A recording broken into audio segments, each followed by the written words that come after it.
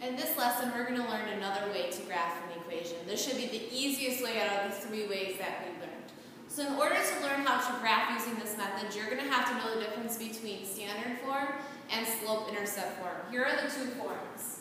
Standard form looks like this.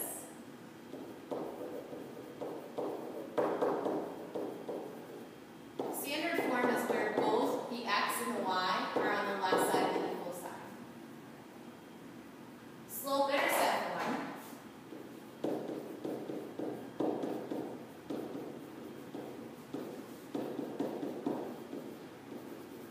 is when you solve for y. Okay, so in this form, y and x stay just like in standard form. It's always going to be y and x. The m and the b represent numbers. M represents a specific number. We learned that m means slope.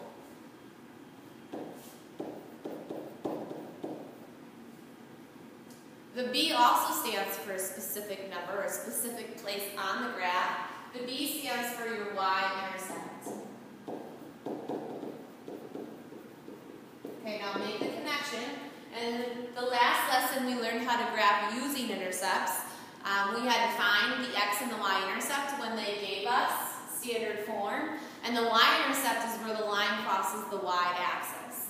That same thing is that v right there. Whatever that number is, that's the y-intercept. The first thing you're going to do on your homework is going to be to identify the slope and the y-intercept.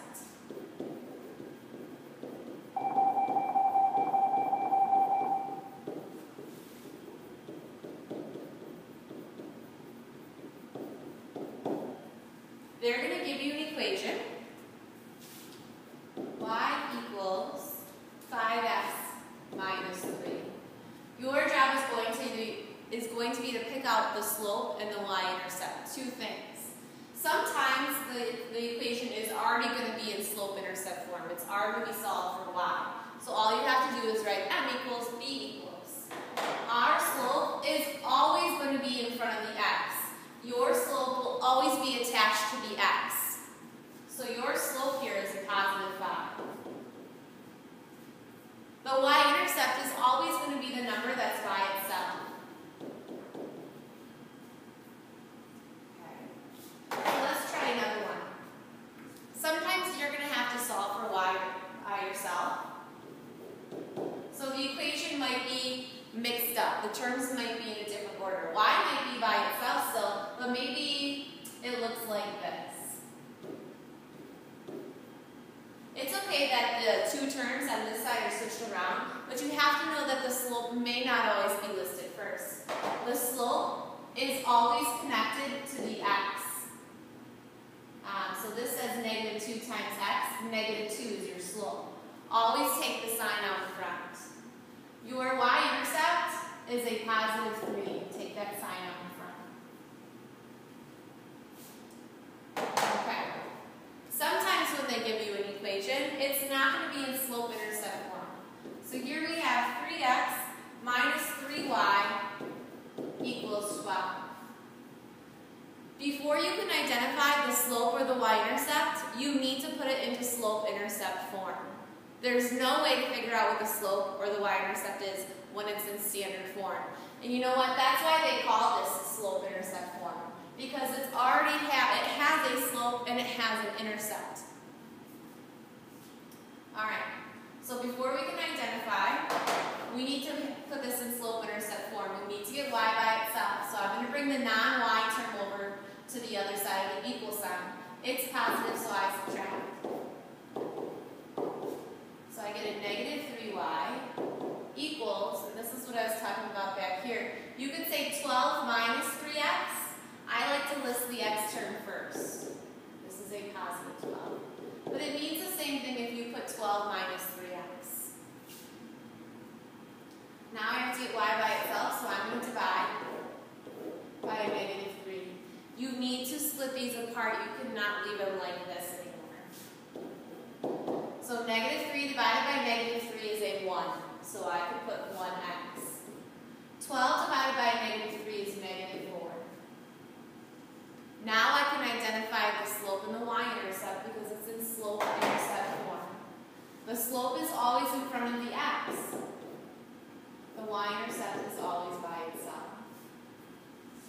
Okay, your turn to try. Try to identify the slope and the y-intercept in this equation. X plus 4y equals 6. Put it in slope-intercept form and identify the M and the B. Now that you know how to identify the M and the B, let's graph the equations. Let's say they give us x plus 2y equals 4. X plus 2y.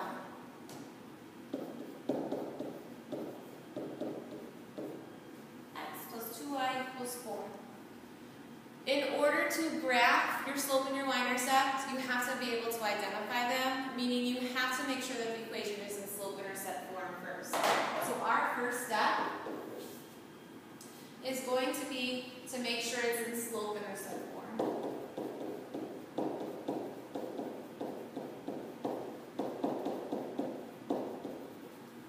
Meaning solve for y.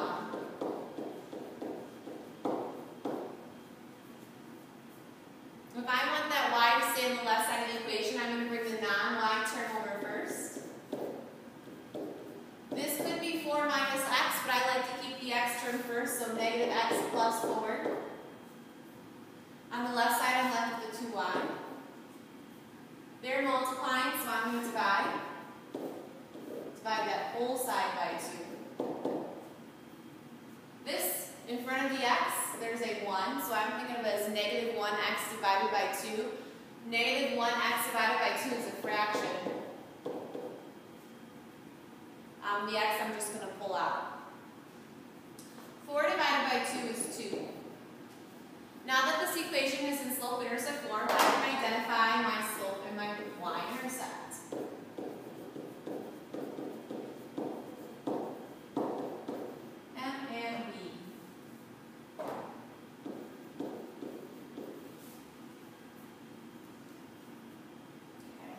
So your slope is always attached to the x, and your y-intercept is always by itself. Now we can graph.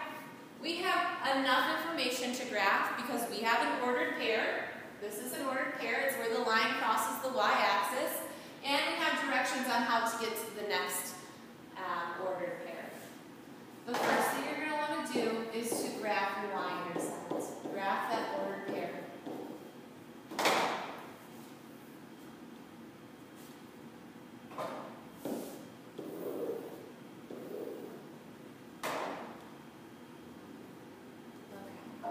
My y-intercept. B stands for the y-intercept. My y-intercept. Where the line crosses the y-axis is at 2. After you're done graphing the B, you're going to use your slope to find the next ordered pair.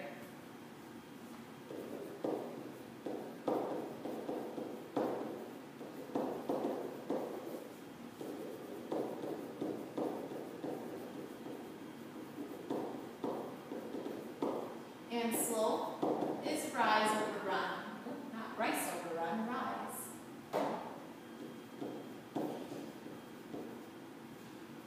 Okay, this is a fraction. I'm going to think of this as negative 1 over 2. Rise is up or down. I go down 1 to the right 2. Down 1 to the right 2. Or, instead of having that negative in the top, I can have it in the bottom. It's one or the other. It's not both.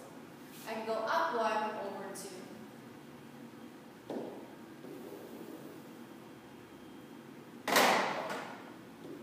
There is our equation. This should be faster than the table method and the intercept method. Once you get used to it, it'll go pretty fast. Let's do another one. Actually, you know what? Why don't you try this on your own and see if you've got it. You have those rules there for you, so you should be able to do that. 2x plus y equals 5. Go ahead and push pause and try that problem now. Follow those steps above. We are going to do this one together to make sure you know what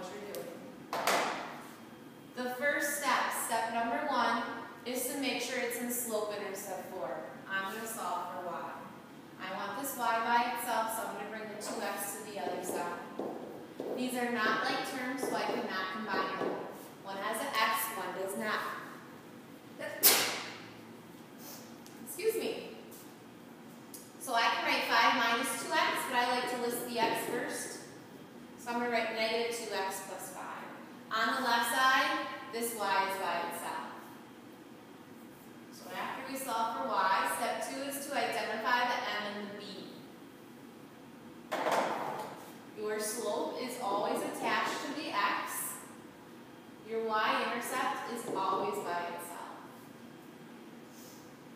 Step 3. You graph your y-intercept because that's your starting point. It tells you where to start. Our y-intercept this time is 5.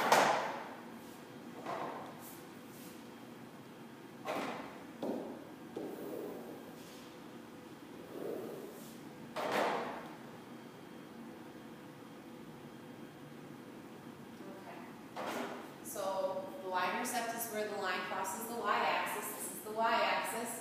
1, 2, 3, 4, 5.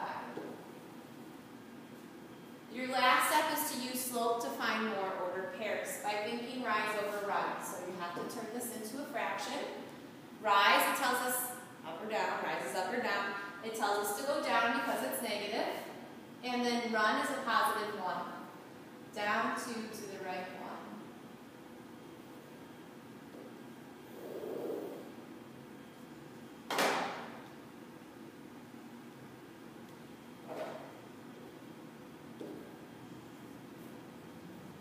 Do another of these. Graph negative 12x minus 4y equals 2. Follow the steps and graph that equation.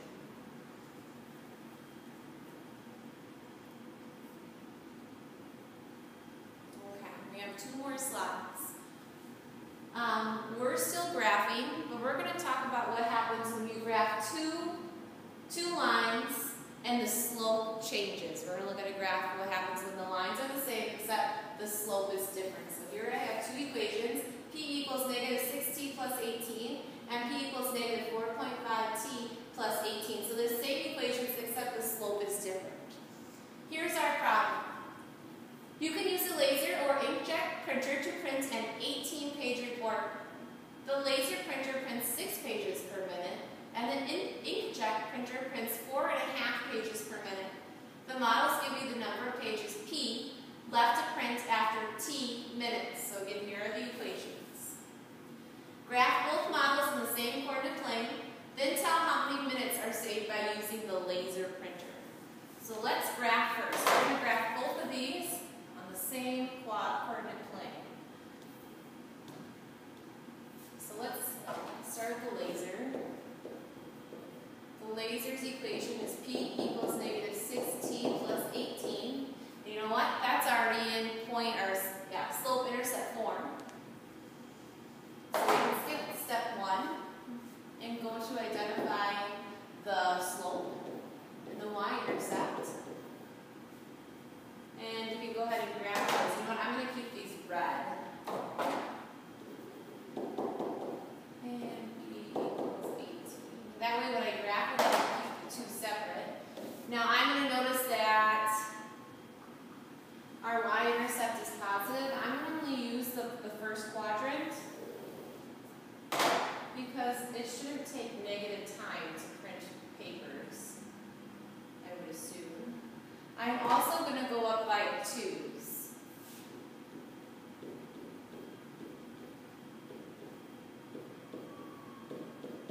Oh boy, let me make a big graph.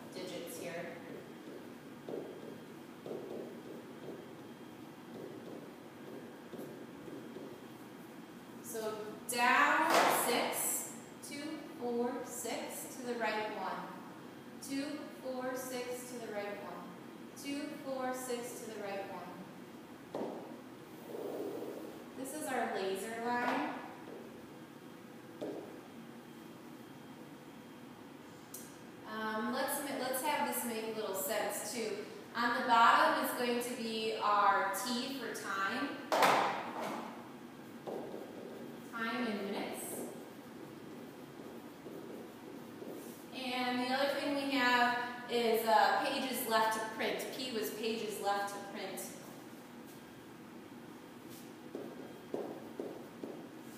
Pages left to print.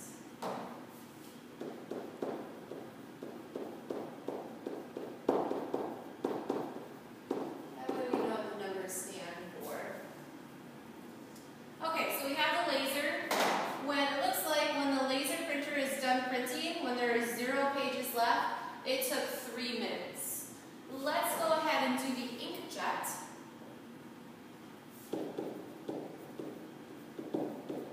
Its formula is P equals negative 4.5 T plus 18. It's already solved for Y, so we're going to identify the slope and the Y-intercept. We're going to graph that Y-intercept. It makes sense that both of the Y-intercepts start at 18 because no matter what printer you use, you're printing off 18 pages. This time our right has a decimal inside of it. That's okay. We're going to go down 4.5 and to the right 1. So this is 2, this is 4, 4.5, 2, 4.5, 2, 4.5, 2, 4. Oops, I forgot to go over 1. Oh no. Okay, so start over here.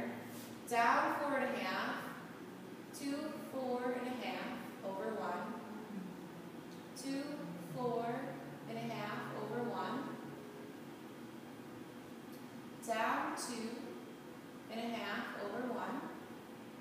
Down 2.5 over 1. Here is our inkjet. This should have taken longer. At the end, the inkjet took 4 minutes to print all 18 pages. Okay, so we answered the first question. The first question was, graph both models in the same coordinate plane. Then tell how many minutes are saved by using the laser printer. So again, let's look at this. The laser printer took 3 minutes. The inkjet took 4 minutes. It looks like you saved 1 minute right here. The laser printer saved 1 minute. Okay, here's the other thing I want you to see. Here's the important thing. The title of this section was Change in the Slopes of the Line. So our lines look very similar, meaning the y-intercepts were the same, but the slopes are different. So look at what happens when the slopes are different. They may start in the same spot, or they have 1 point in common, but after that, they have a different rate, so their lines look different. Our last problem is when the intercepts of the lines change. So we're going to have the same slope, but the intercepts are going to look different. Let me get some graph paper. A violin teacher charges a one-time sheet music fee of $20 for adults and a no fee for children. The charge per hour is $20 for both children and adults. The cost C for children for N lessons is given by C equals 20N, and for adults by C equals 20N plus 20. Graph both equations on the same coordinate plane, and then based on the graphs, what is the difference in the costs between children and adults? Okay, so let's start with the children equation. The children's equation, the cost equals 20 times the number of lessons. Notice they don't have any extra fees. They don't have that y-intercept, so you're thinking plus 0 in your head. When you identify the m is 20, and the y-intercept is 0.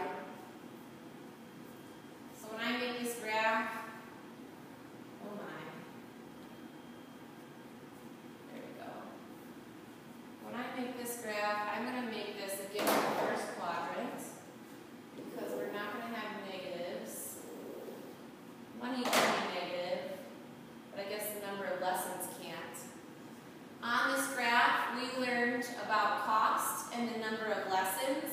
The number of lessons is going to be on the bottom.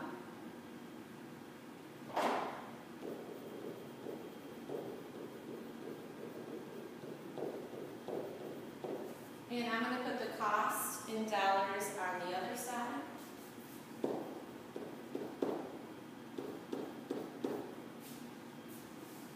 I'm going to have the x-axis go up by ones.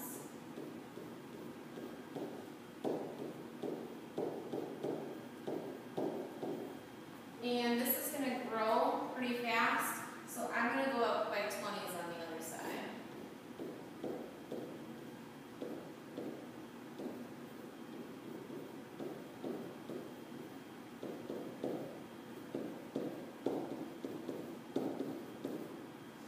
Okay, so let's graph the children's equation first.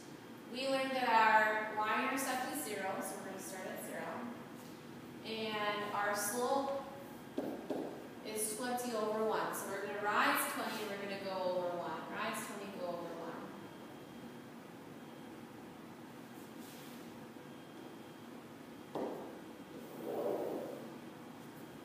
1. So let's think about what this means. For a child, if they're taking violin lessons, one lesson is going to cost $20. 2 lessons are going to cost $40. 3 lessons is going to cost $60, and so on and such forth. Let's work with the adults now. They kind of have a different fee because they have to pay for sheet music. So the cost equals $20 per lesson plus sheet music. Your first job is to identify the slope and then the y-intercept. You're going to graph the y-intercept first. The y-intercept is 20. Change the slope into a fraction. Rise over rise. So up 20 over 1. Up 20 over 1. Up 20 over 1. So on and such forth. Here.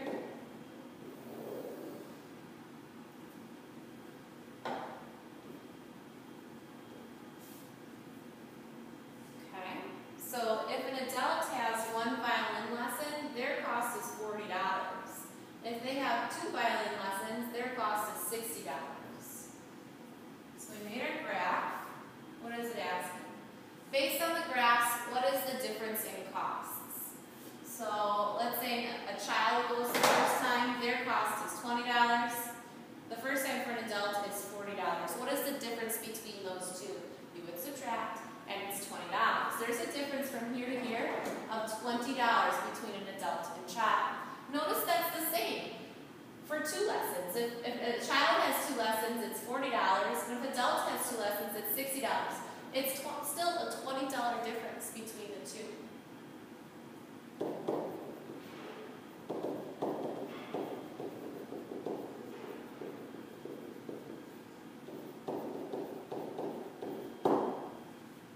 Okay, so let's look at these last 2 slides. This is the very last thing. This is where the slopes are different. When the slopes are different and you're comparing 2 lines, or 2 equations, notice that your lines may intersect somewhere, but there's really no other pattern to the 2 lines. They may intersect somewhere, but there's no pattern. When the intercepts are different, and the slopes are the same, notice what